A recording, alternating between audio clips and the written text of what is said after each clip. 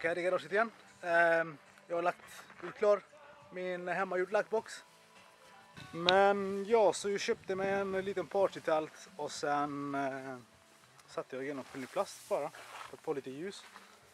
Jag har en vägg kvar att sätta upp. Och när jag satt upp den här väggen så ska jag köra igång. Så nu ska jag blanda lite färg, byta om, ta på mig virolen och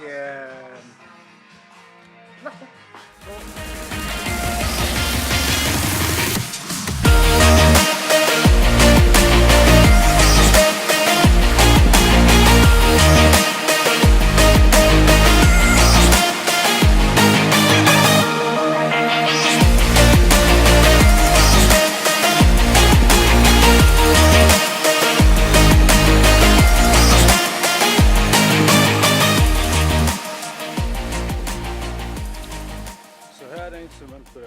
Som en flockad.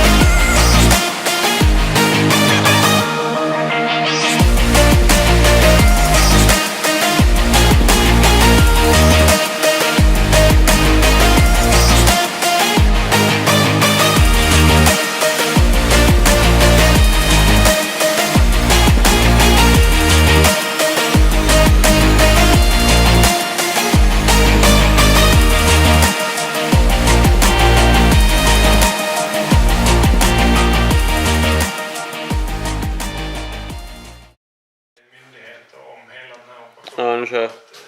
Nu ska vi ta emot motorn. The engine.